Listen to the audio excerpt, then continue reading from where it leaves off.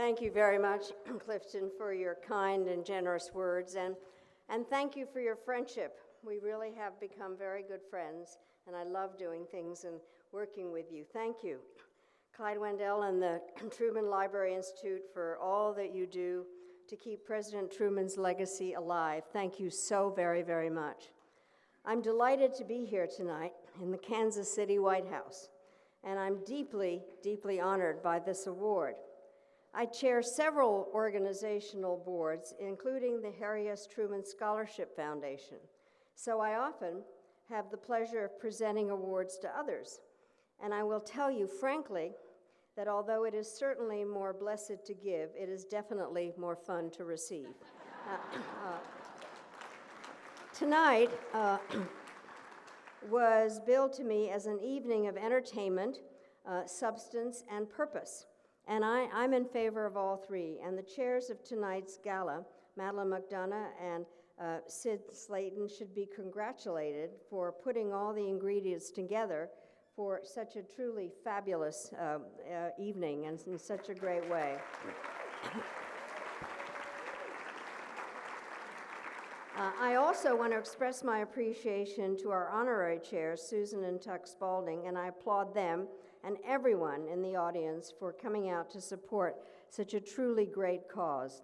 Finally, allow me to recognize some very special friends in the audience. The Archivist of the United States, David Ferriero, administers the Presidential Library System and plays a key role in preserving and sharing America's historical records. And as you know, David, I've now been to practically all the libraries, and they really are fantastic and a great way to honor America's history. Harry Truman once said, "There is nothing new in the world except the history you do not know."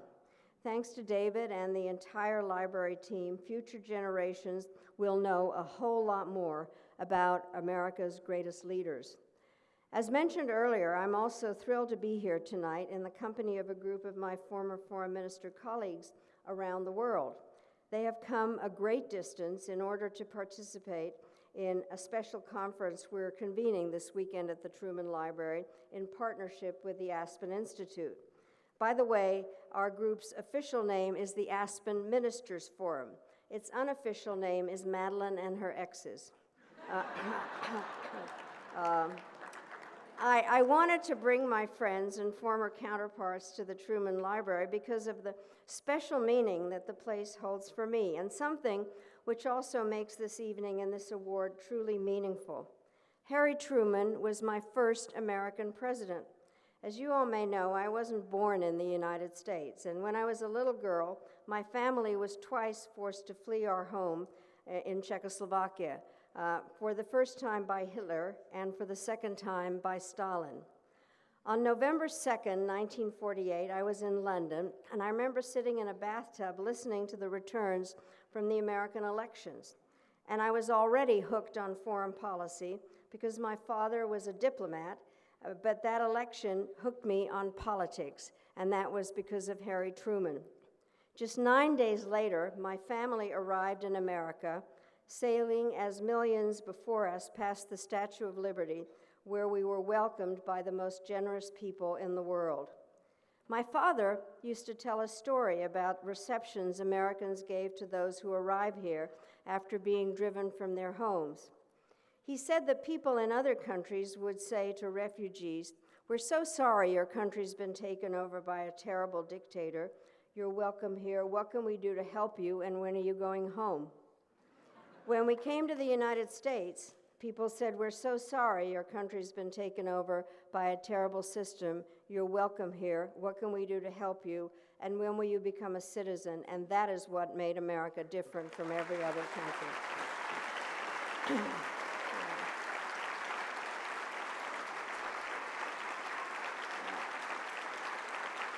By the way, one of my favorite activities is to give their naturalization certificate to people as they become American citizens. And the first time I did it was on July 4th, 2000 at Monticello.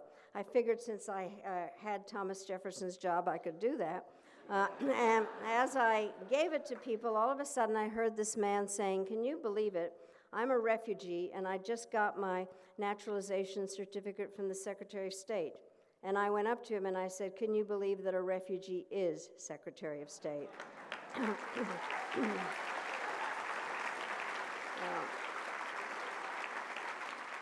My father loved liberty and was astonished by the degree of freedom he found here in America. When Clifton's mother, Margaret Truman, made her famous piano debut, my father was amazed that a critic would dare to say she was anything short of terrific. And he was amazed that when Margaret's father vowed to punch the critic in the nose and perhaps kick him somewhere else, people made fun of the president. I don't have to tell this audience about Harry Truman that he was both a remarkable president and a remarkable man. I also don't have to tell you that he came from a remarkable place. So early today, I was eating barbecue here in town, and the menu had a quote from Truman: "No man should be allowed to be president who doesn't understand hogs." I love Missouri, not only because of its Truman connections, but also because it's the state where I had my first job. I was newly married and just out of college, and my husband was in the Army stationed at Fort Leonard Wood. And we lived in Waynesville, and I drove each day to Rolla, where I was a reporter for the Rolla Daily News. I did stories on the glamour of local society, along with my share of obituaries. I also helped with classified ads. And my favorite ad that I will never forget was a man who came in and said, "Cemetery lot for sale, owner must move, sell at sacrifice." Now, all this was some time ago. And in fact, I tell my students now that I went to college some way halfway between the invention of the iPad and the discovery of fire. So it was much later when I became Secretary of State, and the question arose as to where to hold a particular ceremony. The event was to mark NATO's decision to admit Hungary, Poland, and my native Czech Republic as new members. And as Secretary of State, I didn't get to decide everything, but I was able to decide this. And I couldn't think of a more appropriate place than this state and the library devoted to the man whose vision was responsible for NATO. And as I stood there with the 3 foreign ministers, I was so excited that I couldn't help but use an old Czechoslovak expression, hallelujah. The ceremony was especially meaningful because we bought out a famous table from the presidential suite at the Muehlebach Hotel, the table which Harry Truman had used to sign legislation authorizing aid to Greece and Turkey, thereby bringing the Truman Doctrine to life. The table was also used in 1965 when President Lyndon Johnson came to the Truman Library to sign Medicare legislation into law and to present Medicare cards number 1 and number 2 to Harry and Bess in recognition, and that was in recognition of his fair deal proposals for universal health care. I'm told that everyone at the Truman Library still refers to the piece of furniture as the Truman Johnson Albright Major National and International Policies table. A year after the NATO ceremony, I was thrilled to join Representatives Ike Skelton and Roy Blunt in renaming the headquarters of the Department of State in Truman's honor. Our master of ceremonies was the actor James Earl Jones, who had been inspired to enlist in the Army by President Truman's executive order integrating the armed forces. As part of the dedication festivities, we gave a special dinner at the State Department. We brought Margaret Truman's piano over from the White House, and someone thought it would be fun to recreate a menu from a state dinner hosted in honor of Prime Minister Nehru of India in 1949.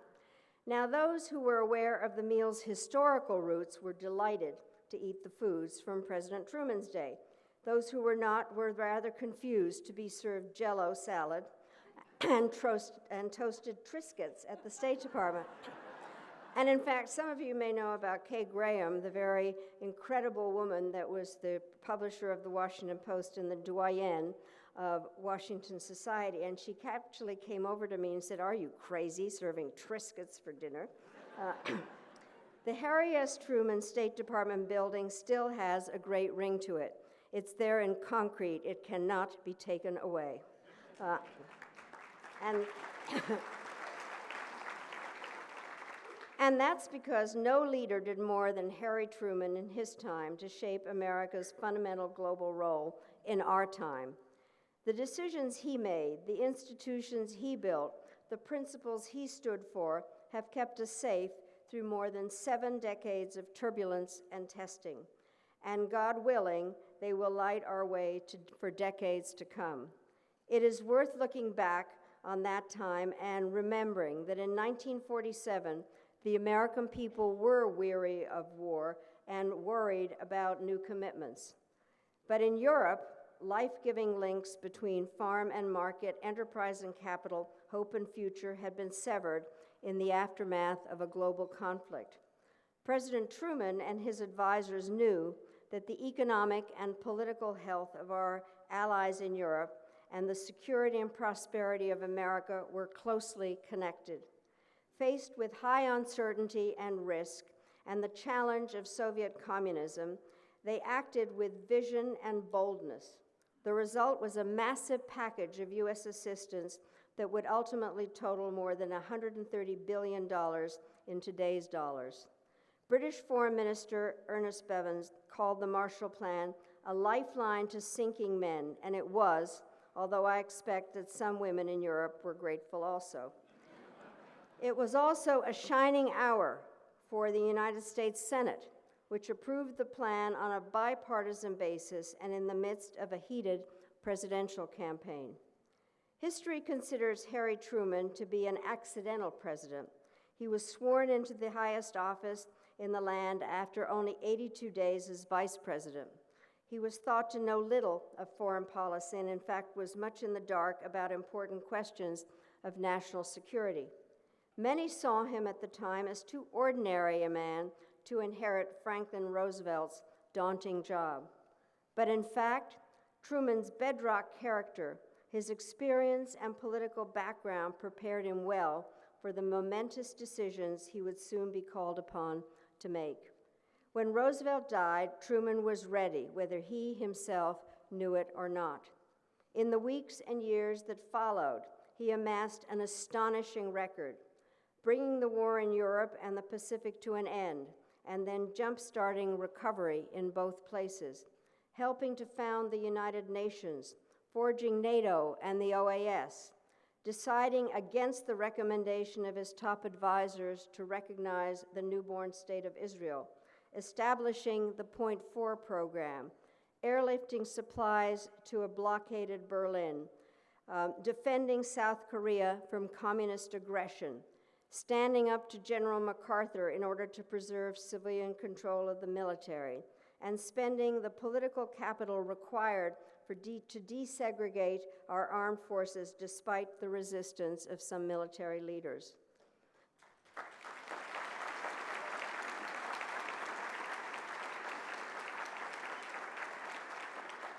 That is a towering legacy of sound judgment and political change, and it is why Harry S. Truman, assisted by such giants as Secretaries of State George Marshall and Dean Acheson, came to be regarded as the greatest foreign policy leader of the greatest generation. And it explains why Winston Churchill was moved to tell President Truman that more than any other man, he had saved Western civilization. Harry Truman could never have earned such praise had he not understood and reflected what is best about America. President Truman was relentlessly upbeat about the prospects for human progress, but he warned repeatedly of the dangers posed by human weakness and fear. He helped guide America towards increasing prosperity and racial equality here at home, recognizing that this work was far from complete. He was a leading champion of the United Nations Charter, but never assumed that promises alone could keep the world safe. He was proud of America's strength, but knew that our country could not prosper without vigorous allies and good friends. And he thought the United States was exceptional not because it was exempt from international law, but because it was determined to create a world in which the same rules would apply to everyone. Looking back, we admire President Truman because he dared to build greatly amid high winds and heavy storms, and because what he built was made to last. Looking ahead, we realize we need that kind of leadership again. When America has gone off track, it is often because we ignore the balance that President Truman brought to international policy, a balance between lofty ideals and practical means. Truman was enough of a skeptic to understand that there are limits to what any nation, or for that matter, any generation, can achieve. But he was also convinced that power should be used, and that if we fail to act on our values, others would act on theirs, leaving our children and grandchildren to deal with the consequences. It is hard to speak on behalf of the dead, but obviously, and I cannot predict with certainty what actions President Truman would support if he were alive today. But I suspect he would warn us against complacency and advise us to make full use of every available foreign policy tool. He would urge us to embrace the principle that politics should stop at the water's edge. But above all, he would expect America to do everything in its power to fight for democracy and against a rising authoritarian and nationalist tide, a threat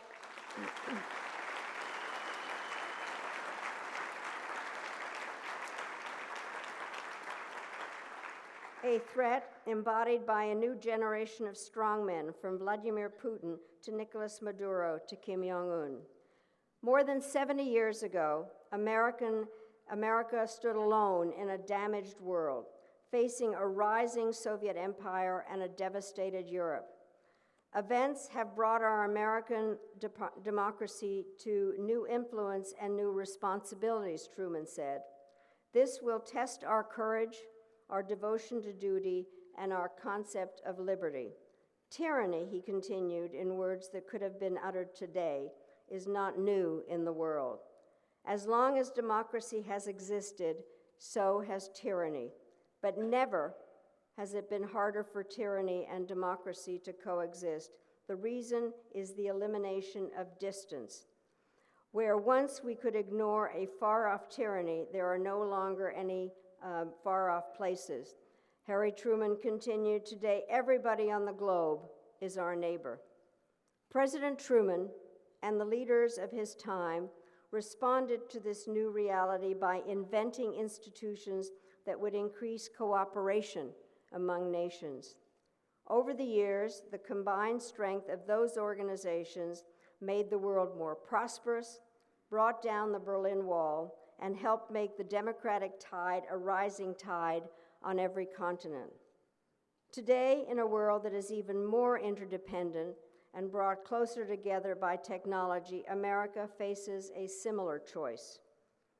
We have an opportunity to make our nation more secure within a world that is healthier, richer, and more peaceful than it has ever been. But if we're not prudent in exercising that power, or if we ignore the challenges posed by those who seek to undermine democracy and the rule of law, it will make it much harder in the long run to achieve our goals. By gathering at the Truman Library this weekend, soon after the 70th anniversary of the NATO alliance, our group of former foreign ministers will reaffirm our conviction that the alliances and institutions created by Harry Truman's generation are platforms for progress and relics to be bypassed for fear they will hold us back or hold us down. It is true that institutions and people at age 70 need a little refurbishing, but it would be a mistake for America to simply walk away from all that Truman and his generation built.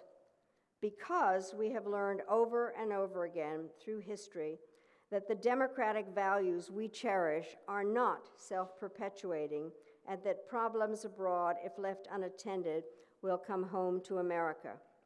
Our ideals have enemies, and those enemies can amass great power and inflict enormous harm, especially when democratic forces are divided and bickering. Even the closest friends will not agree on every specific issue of policy. No nation sees the world precisely in the same way as another. What is vital is that free nations continue to agree on the big things so that past mistakes become future lessons and that the demons of terror and totalitarianism, genocide and ethnic cleansing are recognized early and strongly opposed. It is easy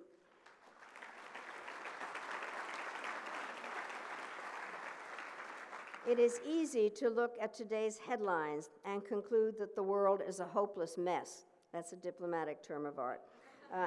But I do not believe that, and neither should any of you. It helps, after all, to put matters into perspective. During Harry Truman's time, there was a daunting array of dangers, including the communist expansion in Central Europe, the Maoist revolution in China, the turbulent partition of India, a desperate clash between Arabs and Jews in the Holy Land, and tensions on the Korean Peninsula that would soon lead to war. At home, there was talk about the need for bipartisanship, but there were also currents of recrimination and scapegoating that would produce the McCarthy era, a period of deep division both within Congress and between Congress and the executive branch. In addition, the nuclear era had just begun, bringing with it a feeling that Armageddon might be just around the corner. I mention this not to depress you further, but to remind us all that democratic institutions are resilient and that problems that appear insoluble often become ideas for what to do in the future. All that is required is leadership of the type that Harry Truman was able to provide, strong, determined, and with faith in values of America at its best. What is required as well is a willingness on the part of the American people to be more than consumers of liberty, but also contributors and sustainers of it. And that's why the Truman Library is so important.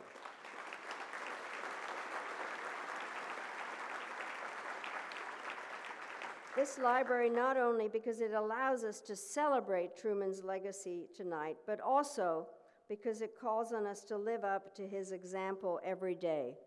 Democracy depends on the quality of the citizens, and although much has changed since Harry Truman was in the White House, the success of American democracy remains not only the linchpin of our own future, but a source of inspiration for the world.